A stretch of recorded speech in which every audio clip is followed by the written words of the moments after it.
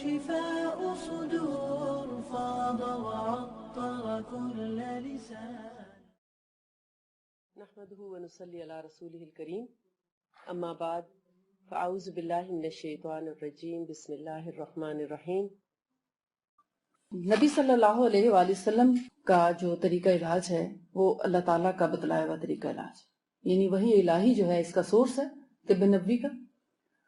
اور جو نبی صلی اللہ علیہ وآلہ وسلم نے اپنے اوپر جو طریقہ آزمایا علاج کا، اپنے گھر والوں کے لیے، صحابہ کرام کے لیے اور عمومی انسانوں کے لیے جو بھی ان کے پاس، جیسے بعض اوقات کوئی وفود آتے تھے، ان میں سے کوئی بیمار ہو جاتا چاہے وہ نان مسلم ہی کیوں نہ ہوتے، تو آپ جو طریقہ علاج ان کو بتایا کرتے وہ سب طب نبوی کے زمرے میں آتا ہے. اور میں سمجھتی ہوں کہ یہ جو طب ہے اس کا آغاز حضرت آدم علیہ السلام سے ہی ہو چکا تھا. تمام انبیاء نے جہاں لوگوں کو اللہ سے جوڑا، اللہ تعالیٰ کی پہچان کرائی، لوگوں کو اللہ سے جوڑا، اللہ سے ملایا اور اللہ تعالیٰ کا پیغام لوگوں تک پہنچایا، تو ساتھ ہی جب انسان بیمار ہوا تو انبیاء علیہ السلام نے اور تمام رسولوں نے ان کو شفا سے بھی ہمکنار کیا، ان کو بیماریوں سے نکالا، ان کی بیماریوں کا علاج بھی کیا اور صحت کے تمام اصول و ضوابط لے کر انبیاء علیہ السلام آئے. یعنی جہاں وہ ہماری روحانی غذا فراہم کرتے تھے تو وہاں جسمانی غذا بھی فراہم کرتے تھے، یعنی جسم کو بیمار ہونے پر جن چیزوں کی ضرورت ہوتی ہے وہ تمام دوائیں اور وہ تمام شفائیں بھی ساتھ لے کر آتے تھے. اور ان سب کو بھی، تمام انبیاء کو صحت کا علم بھی اللہ تعالیٰ کی طرف سے دیا گیا تھا. دنیا میں جو سب سے پہلی بک آف میڈیسن لکھی گئی، کتاب الادویہ، وہ حضرت داؤد علیہ السلام نے لکھی. اور ان کے بارے میں آپ قرآن میں پڑھ چکے ہیں کہ حضرت داؤد علیہ السلام سے درخت، پہاڑ، چرند پرند، ہوا، یہ سب باتیں کیا کرتے تھے اور وہ ان کی بتائی ہوئی چیزوں کو لکھ لیتے تھے. پودے اور درخت ان کو بتاتے تھے کہ مجھے کس لیے پیدا کیا اللہ تعالیٰ نے، میرے اندر کن کن چیزوں سے انسان کی کن بیماریوں کے لیے شفا پائی جاتی ہے اور مجھے کس طرح استعمال کیا جائے تو ان بیماریوں سے شفا یاب ہوا جا سکتا ہے. تو حضرت داؤد علیہ السلام وہ سب باتیں لکھ لیا کرتے تھے اور پھر ایک کتاب وجود میں آئی جو پوری انسانیت کی ہسٹری میں سب سے پہلی کتاب تھی، The Book of Medicine. وہ کوئی سائنٹسٹ نہیں تھے، انہوں نے دنیا کی کسی ادارے سے تعلیم حاصل نہیں کی تھی، ان کو بھی اللہ رب العزت کی طرف سے ہی یہ علم ودیت کیا گیا تھا.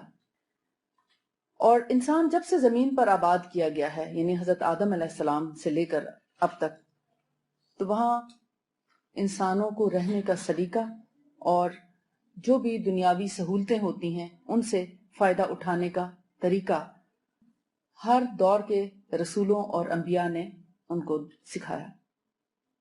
اور انبیاء لوگوں کو زندگی گزارنے کے اسلوب سکھایا کرتے تھے، جن میں سے ایک اسلوب صحت مند رہنا بھی ہے، یعنی صحت اور تندرست.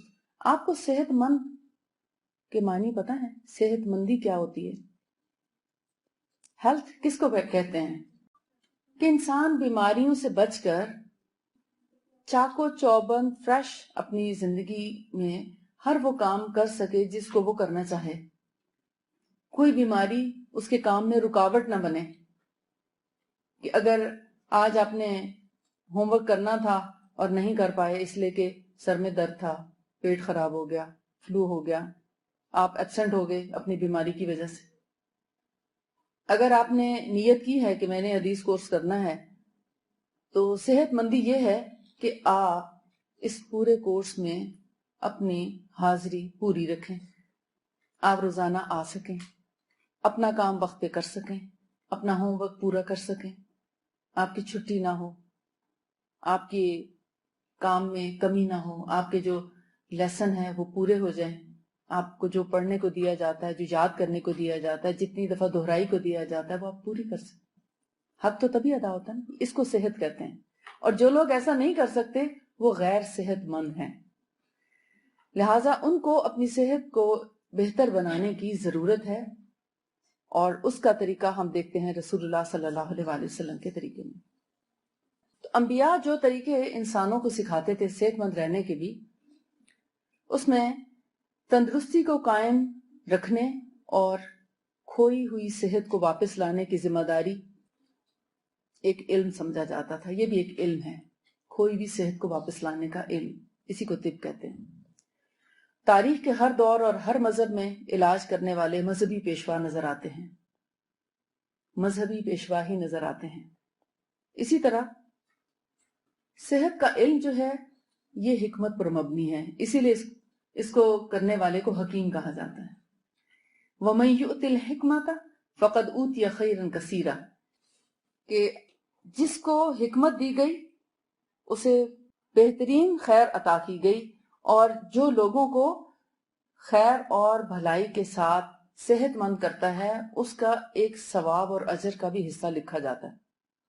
یہ اسی طرح ہی ہے جیسے کسی مرتے ہوئے انسان کو اگر آپ کوئی ایسی دوا، کوئی ایسی شفا کا طریقہ، ایسا گر سکھا دیں، کسی طریقے سے وہ صحت یاب ہو جائے، وہ اپنی یعنی سانس ٹوٹتی ہوئی سانسیں اس کی بحال ہو جائیں، تو گویا آپ نے ایک انسان کی جان بچائی، اور ایک انسان کی جان کو بچانا گویا انسانیت بھر کو بچانے کے برابر ہے.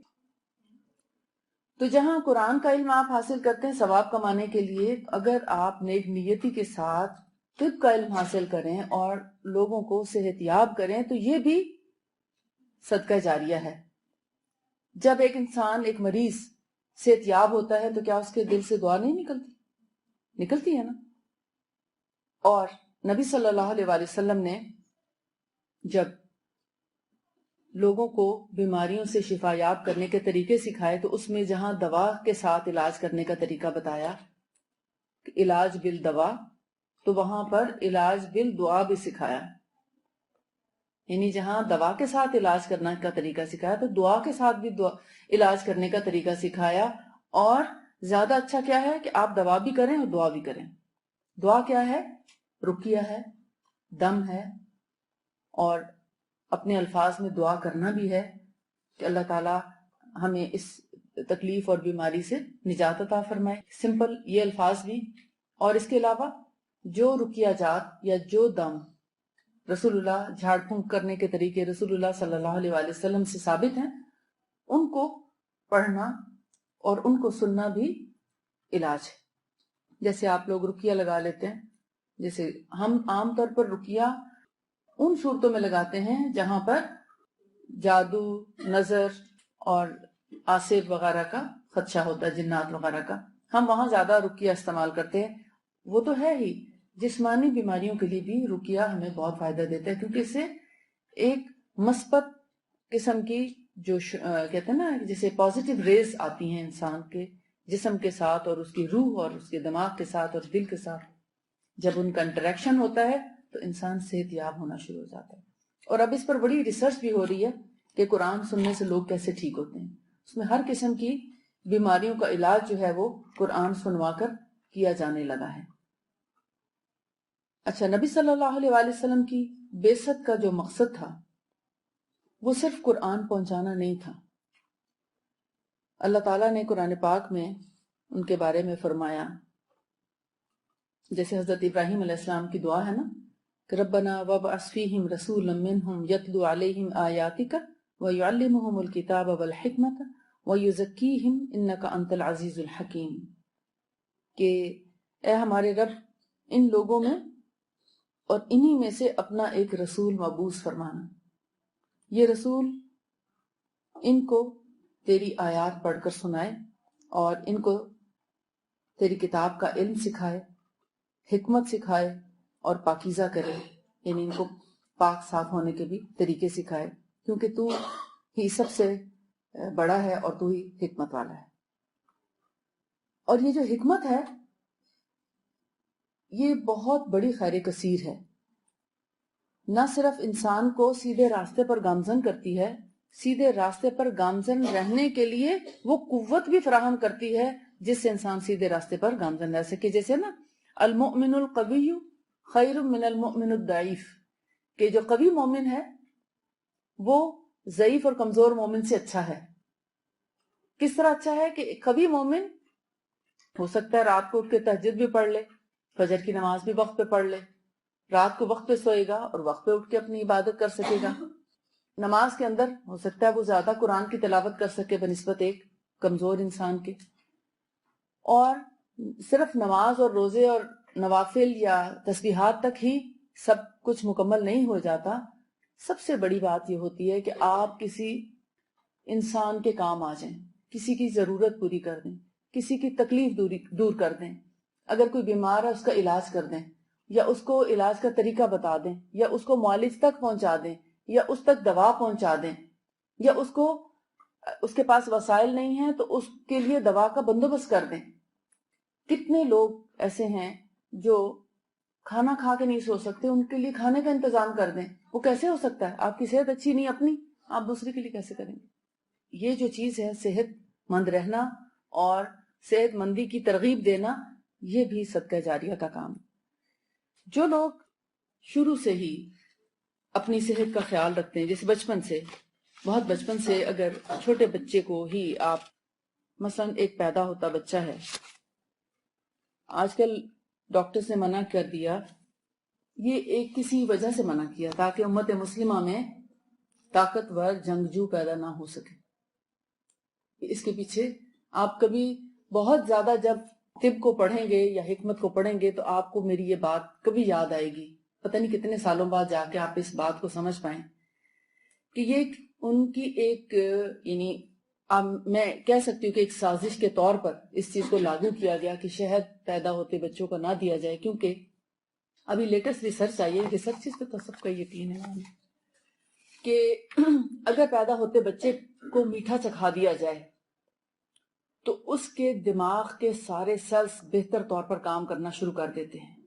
جب میٹھا خون میں شامل ہوتا ہے تو پورا بلڈ سرکولیٹ کر دیتے، اور اس سرکولیشن کی وجہ سے دماغ کے وہ سوئے ہوئے سیل جو شاید سوئے رہتے وہ بھی جاگ جاتے ہیں اور برین پوری طرح ایکٹیویٹ ہو جاتا ہے.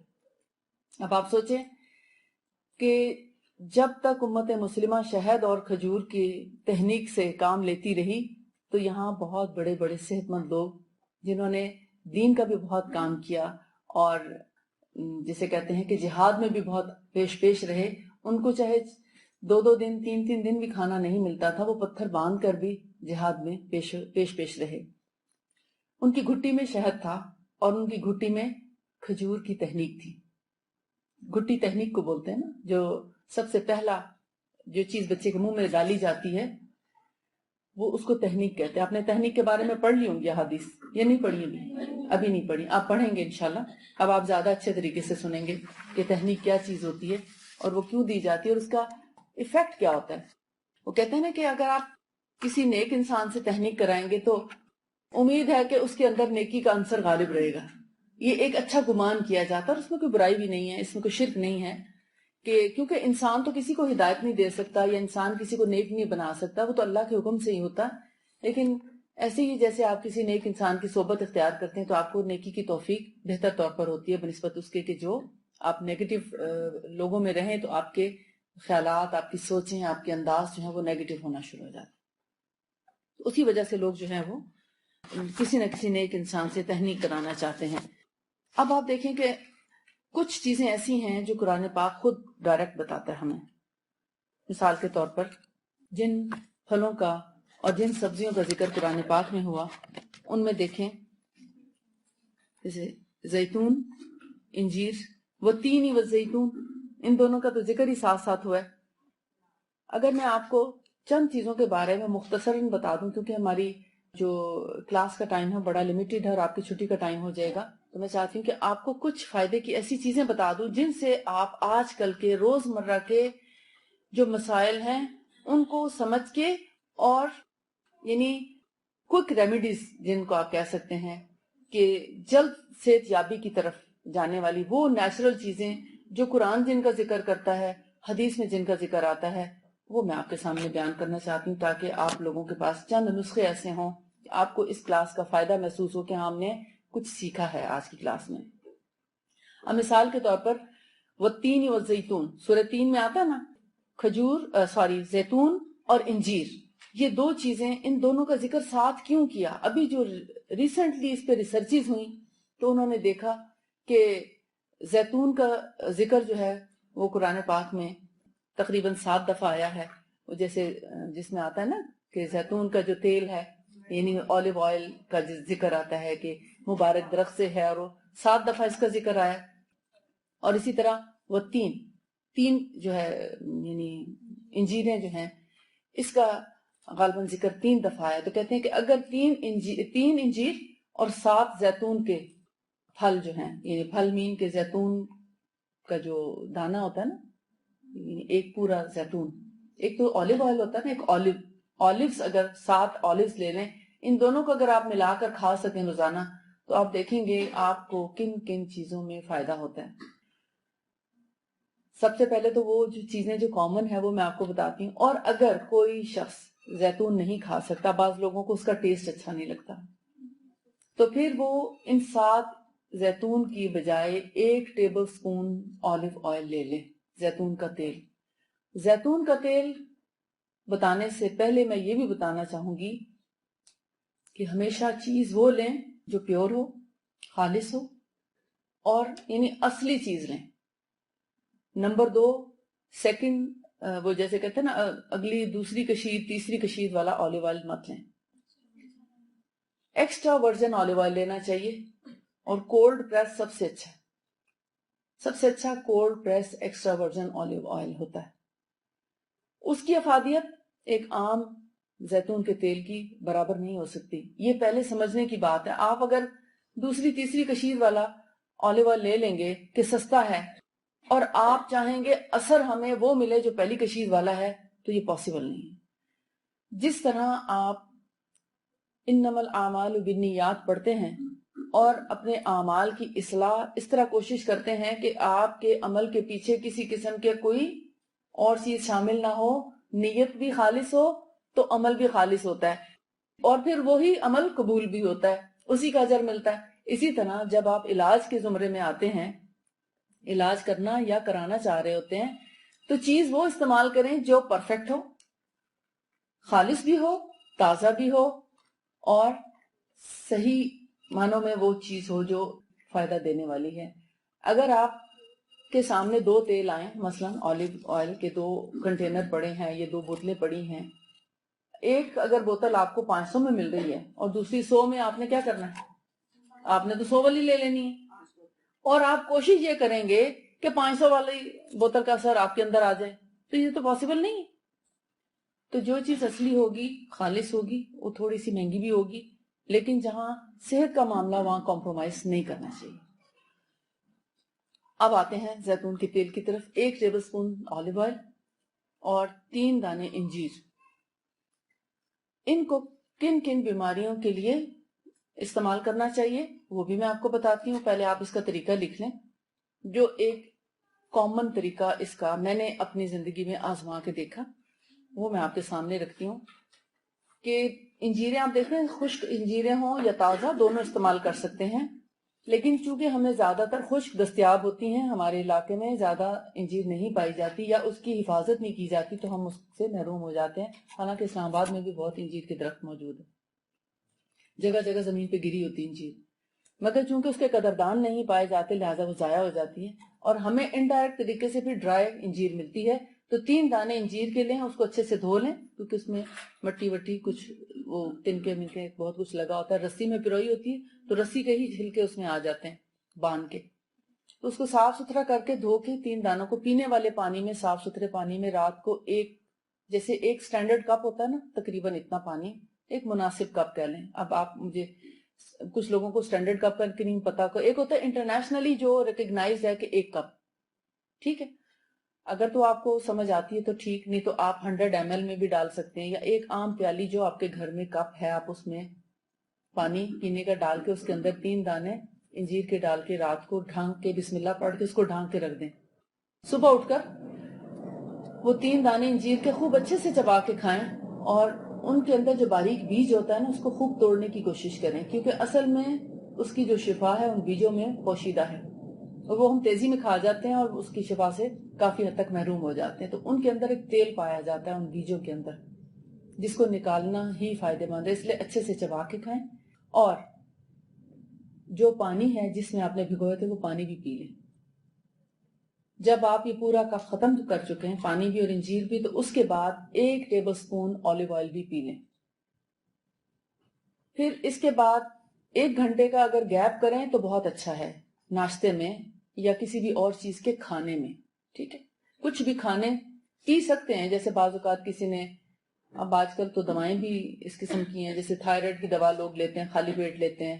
اگر آپ نے کوئی دوا لینی ہے تو وہ تو آپ لے سکتے ہیں، یا اگر آپ نے شہد کھانا ہے تو کھا سکتے ہیں، مگر جو سالڈ چیز ہے چبا کے کھانا ناشتہ وہ آپ نہیں کریں گے. ٹھیک ہے، دودھ وغیرہ بھی ذرا ٹھہر کے لیں، کیونکہ وہ بھی غذا بھی ہے، دوا بھی ہے، اور یعنی کھانا بھی ہے اور پینا بھی ہے دودھ جو ہے.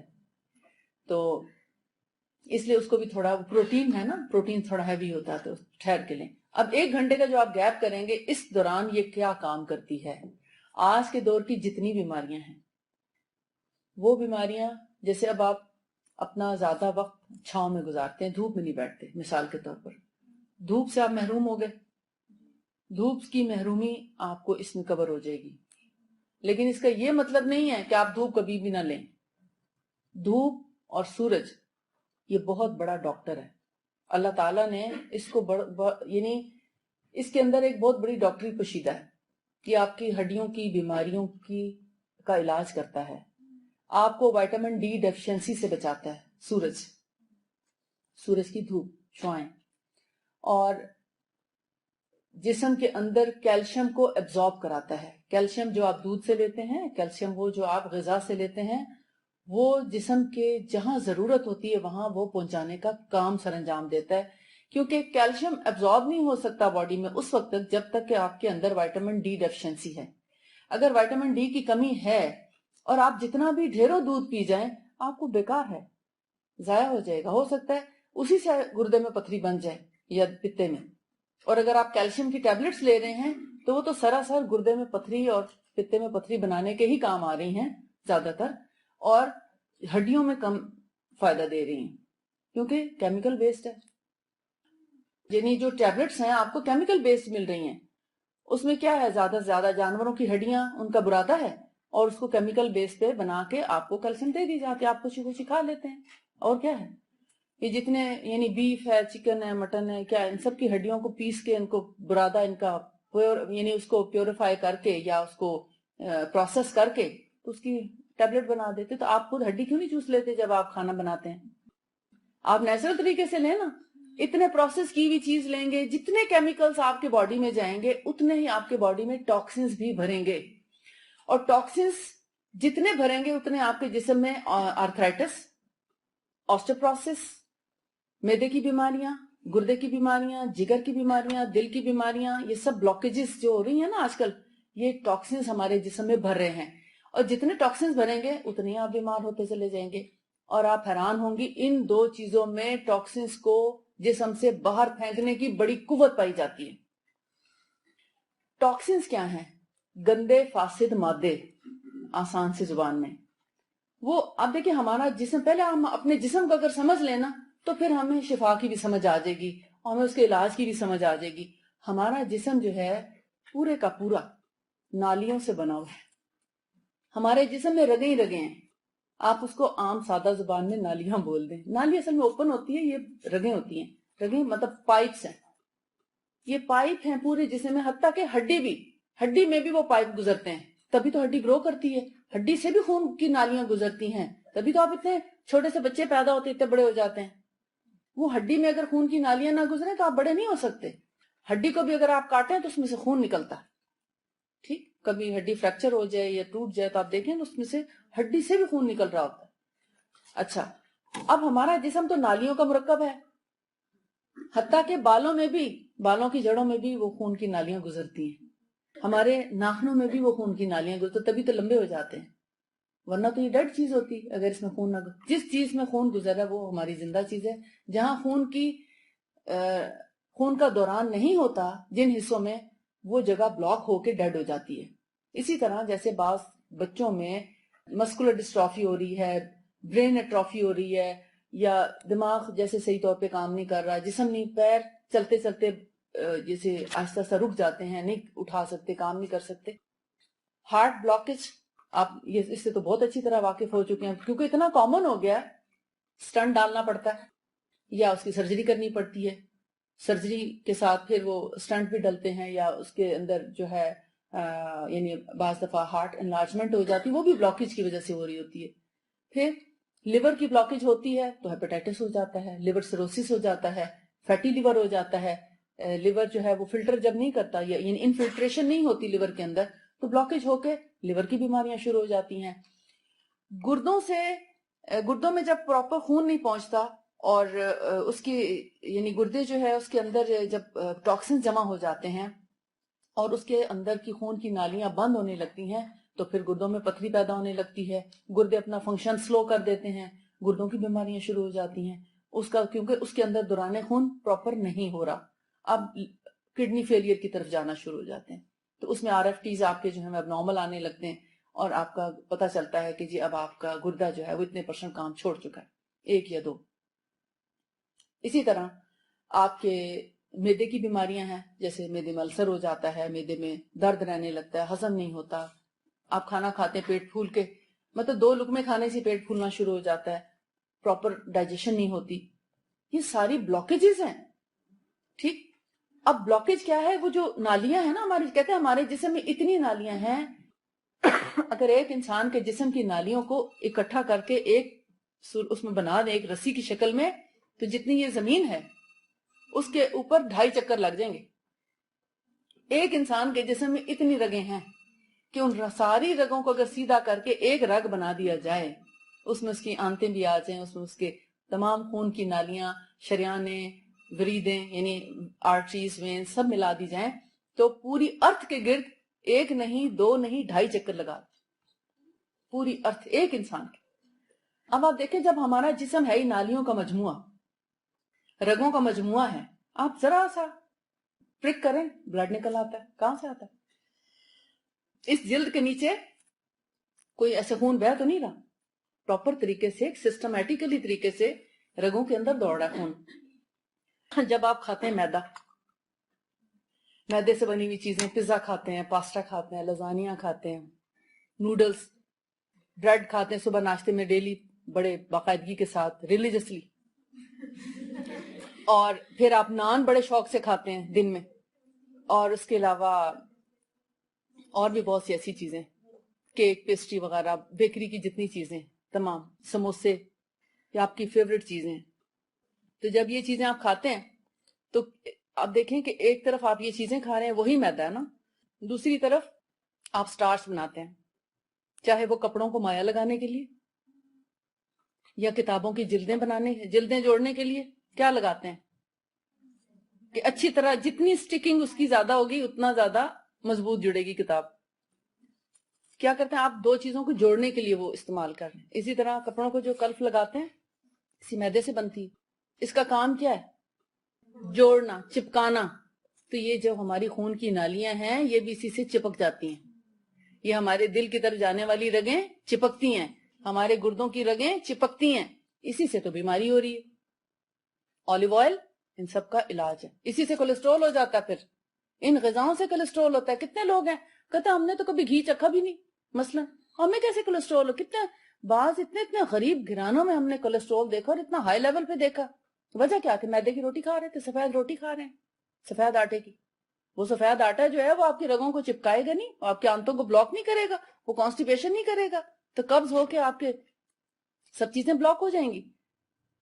تو جو بلاک کی جگہ اس کا کیا حل ہے؟ ڈاکٹروں کے پاس اس کا حل نہیں ہے. ڈاکٹروں کے پاس اس کا بزنس ضرور ہے. ٹھیک ہے، اتنے بڑے بڑے ہاسپٹل جو ہیں یہ بزنس سینٹرز ہیں. یہاں مریضوں کے ساتھ سنسیئرٹی کے ساتھ علاج کرنے کے کوئی ارادے نہیں. یہاں دیکھا جاتا ہے کہ کون سا مریض کتنی بھری جیب کے ساتھ آ رہا ہے اور اس کو کس طریقے سے ہم نے مزید اس سے کمائی کرنی ہے. اب آپ آ جائیے اللہ کے رسول صلی اللہ علیہ وآلہ وسلم کے طریقے کی طرف، جہاں سنسیئرٹی کے ساتھ آپ کو علاج بتایا جاتا ہے. ان تمام بلاکیجز کا علاج جو ہے والتین والزیتون، آپ یہ باقاعدگی سے 1.25 مہینہ کھا لیں، اب تک جتنا میدا کھایا وہ صاف ہو جائے گا انشاءاللہ. آپ کو بہت پسند ہے. اگر آپ ہارٹ اٹیک سے بچنا چاہتے ہیں، اگر آپ ہیپیٹائٹس سی یا بی سے بچنا چاہتے ہیں، اگر آپ کڈنی فیلئر سے بچنا چاہتے ہیں تو میدا چھوڑ دیں، سمپل سی بات. اور آپ دیکھیں میدا سب سے پہلے جب ہمارے میدے میں اترتا ہے تو ہمارے میدے کے اندر کی جو بر ہوتی ہے نا، ریشے ہوتا ہے نا، سیلیا جس کو بولتے ہیں، اس سیلیا کو بلاک کر دیتا ہے. اس کو وہی بات جیسے کہ بک جڑ جاتی ہے نا، تو وہ سیلیا بھی جڑ جاتے ہیں سارے آپس میں، وہ دیوار بن جاتی ہے. سیلیا کا مطلب جب اس کے اندر غذا جائے تو جیسے بلو کرتا ہے نا اس کو، خوراک کو، اس کے اندر سے خوراک، یعنی ایسی جیسے وہ برش کا کام کر رہا ہوتا ہے، اس کو مکس بھی کرتا ہے، اس کو سارا جیسے مدھانی نہیں ہوتی مکھن نکالنے سے اسے وہ ہلاتی ہے اس کو، اسی طرح وہ خوراک کو ہلانے جلانے ایک جیسا کرنے، اس کو بیلنس کرنے کے کام بھی آتا ہے. اب جب وہ دیوار بن چکی ہے تو اب کیا ساری خوراک جو مرضی جاتا رہے، وہ تو ایسے کیسے نکلنا شروع ہو جاتا ہے. ایک وقت آتا ہے ڈائریا شروع ہو جاتا ہے. اچھا جب ڈائریا ہوتا ہے تو آپ کوئی نہ کوئی میڈیسن جو بھی وٹ ایور، اب آپ بھی تو آپ سب لوگ نئے ہیں میرے لیے اور میں آپ کے لیے، تو آپ جو بھی علاج کر رہے ہیں ابھی تک، تو آپ دیکھتے ہیں کہ موشن رک جاتے ہیں کچھ دن کے لیے، لیکن جیسے ہی نارمل چیز کوئی کھائی آپ نے پھر سے موشن شروع ہو گئے، یا کانسٹیپیشن ہو جاتی ہے یا موشن شروع ہو جاتے ہیں. ڈاکٹر آپ کو لکھ کے دے دیتا ہے IBS، اریٹیبل بول سنڈروم. اب آپ کہتے ہیں مجھے تو پتہ نہیں کون سی بیماری لگ گئی. آپ کا معدہ صحیح نہیں کام کرتا کیونکہ اب آپ نے سیلیا تو بلاک کر دیے. اب جو چیز کھائیں گے وہ تو ڈائریکٹ نکلنے لگ جائے گی، اس کو کون ہضم کرے؟ آپ نے تو میدا کھا کے اپنا سارا چپکا دیا اندر. اور پھر دوسرا اس پر ظلم کرتے ہیں کہ ایک دم جیسے گرم کھانا کھایا، ساتھ ٹھنڈا پانی پیا، یا ٹھنڈی چیز کھائی اوپر سے گرم چائے پی لی، تو اس طرح ہمارا معدہ آہستہ آہستہ کمزور پڑ جاتا ہے. وہ اس کے اندر وہ قوت نہیں رہتی کہ جو صحیح پراپر طریقے سے انزائمز اس سے اندر سے نکلتے ہیں اور غذا میں یعنی مکس اپ ہوتے ہیں، اور پھر اس کو ڈائجسٹ کرتا ہے، اور پھر کچھ چیزیں ہمارے لیور کی طرف جاتی ہیں، کچھ چیزیں معدہ ہضم کر کے پھر آگے آہستہ آہستہ یعنی جیسے آنتوں میں جاتی ہے غذا، اور پھر آہستہ آہستہ ہمارے جسم کو اس سے قوت ملتی ہے، جو بیکار چیز ہوتی ہے وہ نکل جاتی ہے. اب معدے کے اندر فائبر نہیں پایا جاتا. کانسٹیپیشن یا قبض کے لیے سب سے زیادہ ضرورت ہوتی ہے ہائی فائبر فوڈ کی، یعنی زیادہ سے زیادہ فائبر لیا جائے. اور وہ فائبر جو ہے، اناج کے اندر فائبر ہے، مگر اگر اس کو چھانا نہ جائے تو میدا تو کچھ آپ 10 دفعہ چھان کے تو میدا نکالتے ہیں. یعنی ایک عام آٹے کو، جو ایک گھر کا آٹا ہوتا ہے خالص دیسی چکی کا آٹا، اس کو اگر 10 دفعہ آپ چھان لیں تو نیچے سے میدا نکل آئے گا. تو اس کے اندر تو فائبر رہتا ہی کچھ نہیں. وہ جو چھان ہوتا ہے نا، جس کو ہم اب تک گرا دیتے تھے، پھینک دیتے تھے، چھان بورا بیچ دیتے تھے یا بھینسوں کو کھلا دیتے تھے، وہ چھان اصل میں ہمارے کام کی چیز تھی. سبزیوں کے جو چھلکے ہیں وہ اصل میں کام کی چیز ہے، اس کو ہم کوڑے میں پھینک دیتے ہیں. سبزی کا دی بیسٹ فائبر اس کے چھلکے میں ہے، پھلوں کا بیسٹ فائبر اس کے چھلکے میں ہے، وہ ہم گرا دیتے ہیں کاٹ کاٹ کے، اتنے موٹے موٹے چھلکے اتار کے، سب بڑے فخر کے ساتھ ہم پھینکتے کہ ہم بڑے امیر لوگ ہیں، ہم بڑے کھاتے پیتے لوگ ہیں، ہم اتنے چھلکے پھینک سکتے ہیں. بھئی پہلے زمانے میں تو بکریاں ہوتی تھیں، مرغیاں ہوتی تھی گھروں میں، وہ کچھ نہ کچھ جو اوپر سے ہلکا پھلکا اترتا تھا ان کو ڈال دیتے تھے، چلو ایک چیز جو ہے وہ پھر دوسری طرف کام آ جاتی تھی. ابھی تو وہ سسٹم بھی نہیں ہے. کوڑے والوں کا بزنس بہت ہو رہا ہے. یعنی ابھی تو ہمارے ملک میں اتنا بزنس نہیں ہے، ذرا ہم ہر چیز مکس کر کے کوڑے میں پھینک دیتے ہیں. امریکہ میں، چائنا میں، ان سب نے مختلف باکسز ہر گھر کے آگے رکھے ہوتے ہیں. وہ کہتے ہیں کاغذ ہوں، کتابیں ہوں، اس میں ڈالیں. گتا، کاغذ، کتاب ایک باکس میں، شیشہ ہے وہ دوسرے باکس میں، ٹن پیکس جیسے شیشے کی بوتلیں یا جوسز وٹ ایور شیشے کا کچھ بھی ہے، ٹوٹا ہے، ثابت ہے، وہ دوسرے باکس میں ڈالیں. پھر تیسرے باکس میں وہ ڈالتے ہیں یہ ٹن پیکس چیزیں نہیں ہوتی جیسے پیپسی کوک وغیرہ جس ٹن میں پیک ہوتی ہیں، تو ان کے اکثر فوڈ جو ہے وہ ٹن پیک ہوتی ہے. وہ تو چنے بھی ابلے ہوئے ٹن پیک میں آتے ہیں، ان کے سبزیاں بھی ٹن پیک میں آ رہی ہوتی ہیں، فش بھی ٹن پیک میں تو ان کا تو ایک بزنس ہے کوڑے کا. انہی چیزوں سے پھر آگے پروسیس کر کے مزید چیزیں بنا لیتے ہیں. باقی جو کچن کا کوڑا کہتے ہیں الگ پھینکے. ٹیشو پیپر بھی آپ کاغذوں میں پھینکیں. اب آپ ٹیشو پیپر بھی بڑے شوق سے استعمال کرتے ہوں گے. یہ جو ٹیشو پیپرز ہیں، جب میں نے امریکہ میں دیکھا اس کے بعد میرا ٹیشو پیپر استعمال کرنے کو دل نہیں چاہتا، بہت مجبوراً کبھی استعمال کرنا، ورنہ ہمارا جو سنت طریقہ ہے نا رومال کا، وہی اپنائیں. یہ جتنے باتھ رومز ہیں امریکہ میں وہ ساتھ میں ڈسٹ بن رکھتے ہیں. وہ لوگ پانی، ان کے باتھ روموں میں پانی نہیں ہوتا، ٹیشو ہوتے ہیں، اسی کے ساتھ وہ ڈرائی کرتے ہیں اور وہ ڈرم میں ڈال دیتے ہیں. اور وہ اتنے بعض اوقات اتنے بھرے بھرے ڈرم ہوتے ہیں، جیسے ویکنڈ کے بعد، سنڈے کے بعد جب منڈے کو جاؤ تو ایک تو بدبو سے بھرے ہوتے ہیں باتھ روم، اور دوسرا وہ ٹیشو پیپر سے لدے ہوئے ہوتے ہیں. عام پبلک پلیسز پہ انہوں نے باتھ روم بنائے ہوتے ہیں، اور مطلب فی سبیل اللہ سب لوگ وہاں جا رہے ہوتے ہیں، اور وہ ٹیشو پیپر پھر پروسیس ہو کے پھر ٹیشو بن جاتا ہے. ٹھیک ہے، ایسا ہوتا ہے. اب آپ دیکھیں اس کے برعکس چائنا میں وہ لوگ ٹیشو پیپر کے استعمال کو ڈسکریج کرتے ہیں. وہ کہتے ہیں یہ ویسٹ ہے، اس سے ہمارے درخت، ہمارے یعنی فائبر ہمارا ضائع ہو رہا ہے. وہ کپڑے کے استعمال کو ترجیح دیتے ہیں. اپنے سامنے اپنی مرضی سے جس طرح چاہیں دھوئیں، اپنے ہاتھ کا دھلا ہوا کپڑا دوبارہ استعمال کر لیں، وہ زیادہ بہتر ہے بنسبت اس کے کہ وہ ٹیشو آپ کو بڑی خوبصورتی سے ایڈ دکھاتے ہیں تو آپ بھی اسی طرح انہی خوبصورتیوں میں کھو جاتے ہیں اور پھر ٹیشو استعمال کر رہے ہوتے ہیں. تو ایسے ایڈز کے پیچھے مروب نہ ہوں، ان سے اپنی جو بیس ہے اس پر رہیں. دیکھیں انار، انجیر، زیتون، کھجور اور بہت سے ایسے اور بھی پھل ہیں جن کا قرآن پاک میں ذکر ہوا، ان سب میں انسانیت کے لیے بہت فائدے پوشیدہ ہیں. ٹھیک ہے، اگر کبھی موقع ملا تو انشاءاللہ اس کے بارے میں بتاؤں گی کہ ایک ایک پھل میں کیا کیا فائدے ملتے ہیں. جیسے میں نے اس کے بارے میں بتایا نا، وائٹامن ڈی ڈیفیشنسی کور ہوتی ہے، آپ کے جسم، آپ کے مسلز کو قوت دیتا ہے. مسل سمجھتے ہیں آپ؟ پٹھے جو کمزور ہو جاتے ہیں، پھر کہتے ہیں پٹھوں بڑا درد ہے، سیدھا نہیں بیٹھا جاتا، کمریں جھکی ہوئی ایسے بیٹھتے ہیں، وہ گول ہوئی ہوئی ہوتی کمر، سیدھی کمر کر کے بیٹھا نہیں جاتا، کیوں کہ پٹھے کمزور ہو گئے. اور کبھی ایک کونی کے سہارے بیٹھ جاتے ہیں، پھر تھوڑی دیر بعد دوسری کونی کے سہارے بیٹھ جاتے ہیں، لیکن وہ سیدھا نہیں بیٹھنا ہوتا. ابھی تو آپ لوگ ینگ ہیں اور اکثر ان میرڈ ہیں، تو ابھی سے کمریں جھک گئی ہیں تو بچے کیسے پیدا کریں گے کل جب شادی ہوگی؟ تو اس کو مضبوط کرنے کے لیے بھی ضرورت ہے. تو زیتون کا تیل بھی اس میں ہیلپ کرتا ہے.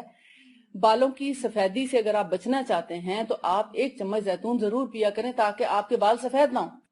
اور نہانے سے 1 گھنٹہ پہلے اگر آپ بالوں میں زیتون کا تیل لگائیں تو آپ کے بال بہت خوبصورت بھی ہو سکتے ہیں اور رہ سکتے ہیں، بہت دیر تک گھنے رہ سکتے ہیں. مگر اس کو رات بھر نہ لگائیں، کوئی بھی تیل لگا کے سوئیں مت.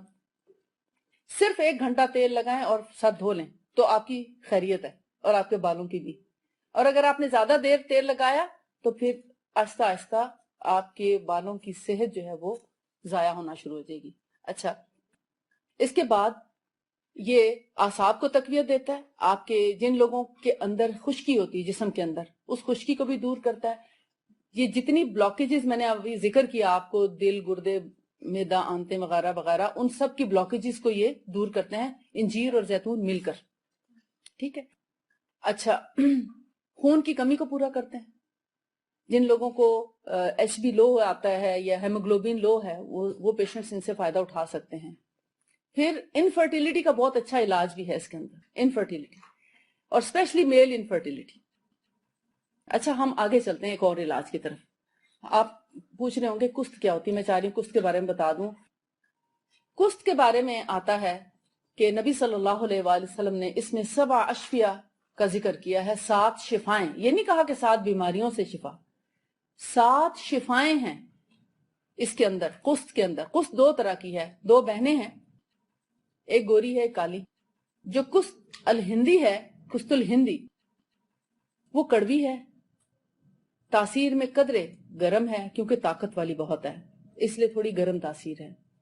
اس کے اندر سٹرونگ سمیل پائی جاتی ہے بکرے کی قسم کی، یعنی اس کی جو مثال آپ کہہ سکتے ہیں کہ بکرے کی جلد سے جو سمیل آتی ہے نا، اس سے کافی حد تک ملتی جلتی اس کی سمیل ہوتی ہے.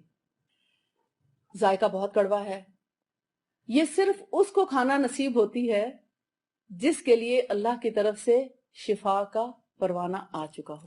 ہر شخص اس کو نہیں کھا سکتا. یہ میں نے آزمایا اپنی کلینکل پریکٹس میں کہ جن لوگوں کی شفا اللہ کی طرف سے لکھی ہوتی ہے ان کو کھانا یا پینا نصیب ہوتی ہے، اور جن کے لیے ابھی شفا کا نہیں آیا ہوتا حکم، ان کو وہ نہیں کھا سکتے. آپ جتنی کوشش کریں ان کے منہ میں بھی ڈال دیں، وہ نہیں کھا سکتے، کیونکہ اس میں رسول اللہ نے شفائیں بتائی ہیں، اور شفا اس کے لیے ہے جس کے لیے اللہ کا حکم ہو جائے، اور جس کو اللہ کا حکم ہو وہی کھا سکتا ہے. اتنی کڑوی چیز عام انسان کیسے کھا سکتا ہے؟ اب ان کے آپ دیکھیں شفائیں کیا کیا ہیں. رسول اللہ صلی اللہ علیہ وسلم نے فرمایا، استما، دمے کے آج کتنے مریض ہیں، الرجی ویسے تو موسٹلی الرجی ہوتی ہے، اس کو دمہ بنا دیا جاتا ہے، دمے کا ویسے کہتے ہیں نا دمہ دم سے جاتا ہے، اس کا کوئی علاج نہیں۔ استما، پلیورسی آپ سمجھتے ہیں، پھیپھڑوں میں پانی پڑ جانے کو پلیورسی بولتے ہیں۔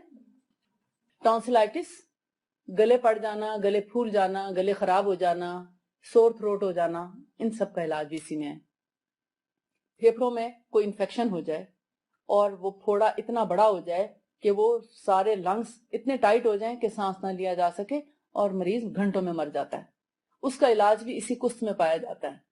آپ نے فرمایا اس کو بالکل ختم کر سکتی ہے، کوئی دنیا کی اور دوا نہیں ہے جو وہاں جا کے پھیپھڑے کے پھوڑے پہ، اس کو برونکیکٹائٹس بولتے ہیں، ایک تو برونکائٹس ہوتا ہے نا، نزلہ کھانسی اور چیسٹ پین وغیرہ، وہ اور چیز ہے، اس کا علاج بھی اس میں موجود ہے۔ مگر برونکیکٹائٹس پھیپھڑے کا پھوڑا ہے، ایک ایسا زہریلا گندا پھوڑا جس پر کوئی دوا اثر نہیں کرتی، ڈاکٹر اس کو کاٹ کے باہر نکال دیتے ہیں، باقی لنگ سی دیتے ہیں۔ تو یہ اس کی بھی شفا اس کے اندر موجود ہے۔ پھر یہ خون کو صاف کرتی ہے، ہمارے بلڈ کو پیوریفائی کرتی ہے، سارے بیماریاں، ٹاکسنز، جراثیم جسم کے اندر گئے ہوئے وہ سب کے سب اس سے باہر آ جاتے ہیں، اور جسم کی دردیں دور کرتی ہے، کمر درد، ٹانگیں درد، سر درد، پٹھے درد، یہ سب پٹھوں کے درد سے لے کے ہڈیوں کے درد تک ٹھیک کر سکتی ہے، 100% ٹھیک کرتی ہے۔ اور اس کے علاوہ بچوں کا سر درد، حدیث میں جن کا ذکر ہے نا، میں وہ آپ کو بتا رہی ہوں، بچوں کے سر درد میں، اب یقیناً بڑوں میں بھی فائدہ تو دیتی ہے، میں نے خود آزما کے دیکھا ہے، بڑوں کو بھی سر درد میں فائدہ دیتی ہے، مگر بڑوں کے سر درد کے اور بھی بہت سے علاج ہیں، یا ان کی بہت سی وجوہات ہوتی ہیں۔ بچوں کے سر درد سمپل سا ہوتا ہے، سردی سے ہو گیا، ہوا لگ گئی ہو گیا، یا نزلے کی وجہ سے، یا اور ایسے ہلکی پھلکی چیزیں، تو ان کے لیے نہ بچوں میں سٹریس ہوتا ہے، نہ بچوں میں کوئی پریشانی ہوتی ہے، نہ کسی چیز کی فکر ہوتی ہے، تو اس لیے بچوں کا سر درد یہ ایک عام سمپل سر درد کا علاج ہے، مگر سر درد کی 20 وجوہات ہیں اور ان کے 20 علاج ہیں، وہ انشاءاللہ پھر کبھی سے۔ تو ان تمام چیزوں میں یہ شفا دیتی ہے، ریشہ، بلغم، کنجیشن وغیرہ، کھانسی، ریشے والی کھانسی، اس میں بھی فائدہ دیتی ہے، اس لیے فلو میں بھی کارآمد ہے۔ اب اس کو ایک سمپل سا طریقہ آپ کو بتا دیتی ہوں، ایک چائے کا چمچ فلیٹ لیول ٹی سپون جس کو بولتے ہیں، اوپر سے انگلی پھیر کے سیدھا کر دیا جائے، بہت بھرا ہوا نہ ہو، اونچا نہ ہو، سیدھا ہو۔ ایک ٹی سپون اگر آپ اتنے پانی میں، تقریباً اتنا، اگر اتنے میں بھی بھگو سکتے ہیں، مگر اتنا پانی ہو جائے تو زیادہ اچھا ہے کہ وہ آپ کے پوری باڈی میں بلڈ سرکولیٹ کرا دیتی ہے اور خون کو صاف کرتی ہے۔ جن کا ای ایس آر ہائی آتا ہے، میں نے ان کو استعمال کرا کے دیکھا، ان کا 0 ای ایس آر چلا جاتا ہے، یعنی سینکڑوں میں جو جا رہا ہوتا ہے وہ 0 پہ آ جاتا ہے 1 مہینے کے اندر۔ ای ایس آر کا پتہ ہے نا، خون میں انفیکشن کو شو کرتا ہے ای ایس آر، تو وہ صاف ہو جاتا ہے۔ ہر بیماری ہوتی ہے خون میں، جب خون ہی صاف ہو گیا تو بیماری کیسے رہے گی؟ بلغم، ریشہ، کھانسی، یہ سب چیزیں اس کے اندر صاف ہو۔ پھر یہ معدے اور اندر کی جو جھلیاں ہیں نا ہماری، یعنی گلے کی جھلی، ویجائنل ایریا کی جیسے ہو گئی، جتنے بھی یعنی میمبرینز ہیں، جو آؤٹر میمبرینز ہیں، جیسے ناک کے ارد گرد کی ہوگی، منہ کے ارد گرد کی، ساری ویجائنا کے ارد گرد کی، ریکٹم یا مطلب ہر طرح کی، ان پر بھی یہ اس کا بہت بڑا رول ہے، اور پوری سکن کو یہ ریفریش کرتی ہے، یعنی جلد کا بھی اس میں بہت بڑا اللہ کے رسول صلی اللہ علیہ وسلم نے علاج فرمایا۔ اب آپ دیکھیں، اتنا پانی لیں، اگر آپ 100 ml لے لیں یا اس سے تھوڑا سا بھی کم ہو جائے کوئی بات نہیں، جن لوگوں کو زیادہ کڑوا پینا مشکل لگتا ہے وہ ذرا کم پانی لے لیں، بعد میں تھوڑا سا پانی اوپر سے اور پی لیں، ایسا بھی کر سکتے ہیں۔ اس کو بھگونا بہت ضروری ہے، اس کا مزاج میں خشکی پائی جاتی اس وجہ سے، اگر بھگو کے لیں گے تو خشکی نہیں کرے گی، وہ پھر تر ہو کے جائے گی۔ تو رات کو اس کو بھگونا ہے، 1 ٹی سپون 100 ml میں یا 60 ml میں آپ بھگو دیں، اور رات کو بسم اللہ پڑھ کے گلاس کو ڈھانک کے رکھیں، صبح اٹھ کے خالی پیٹ اس کو پی جائیں، اور 1 گھنٹہ انتظار کریں ناشتہ کرنے کا، 1 گھنٹے سے پہلے ناشتہ نہ کریں تاکہ یہ پورے خون میں گھوم چکی ہو، 1 گھنٹے کے اندر اندر پھر آپ کچھ کھائیں، تو اس کے بہترین رزلٹس ہیں۔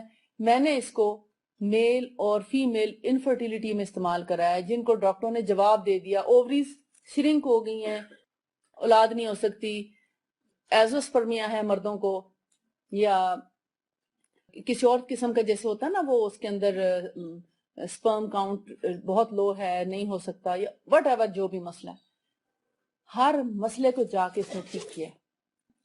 عورتوں کے اندر جتنے مسائل تھے، ہارمونز کے جتنے مسائل ہیں، مینسز کم آتے ہیں یا مینسز زیادہ آتے ہیں، مینسز نہیں آتے یا مینسز آتے ہی رہتے ہیں، آ جائیں تو جاتے نہیں ہیں، چلے جائیں تو آتے نہیں ہیں، ہر طرح کے مسئلے کو یہ 100% کیور کرتی ہے۔ تو سب سے بڑا اس کا جو طریقہ ہے وہ یہی ہے پانی میں ملا کے پینے کا. البتہ بلغم ریشہ کنجیشن وغیرہ ہو تو اس کو ہم شہد میں ملا کے بھی دے دیتے ہیں. یہ انسولین لیول کو بھی مینٹین رکھتی ہے. انسولین لیول اگر بڑھ جائے جسم میں جس کی وجہ سے شوگر ہو جاتی ہے اس کو بھی مینٹین رکھتی ہے. مگر اس کا یہ مطلب نہیں کہ آپ پہلے دن لیتے ہوئے شوگر کی دوا چھوڑ دیں, ایسا نہ کریں. شوگر کی دوا لیتے رہیں لیکن انسولین جو ہے اس کو یہ بیلنس کر کے بہت سی بیماریوں سے بچا لیتی ہے. تو آپ دیکھیں کہ اس کے ساتھ پھر رسول اللہ صلی اللہ علیہ وآلہ وسلم کا طریقہ کتنا کارآمد ہے کہ ایک دوا 20 جگہ پہ آپ کے فائدہ دے رہی ہے. تو کلونجی کے بارے میں آپ نے حدیث سنی ہوگی, آپ کو عجیب لگتا ہوگا کہ ہر بیماری سے شفا کیسے. انشاءاللہ اگر کبھی موقع ملا تو آپ کو کلونجی کے بارے میں بتاؤں گی, اپنی پریکٹس سے بتاؤں گی کہ کس طرح کلونجی جو ہے وہ شفا دیتی ہے. وآخر دعوانا ان الحمدللہ رب العالمین. سبحانک اللہم و بحمدک اشہد ان لا الہ الا انت استغفرک و اتوب الیک.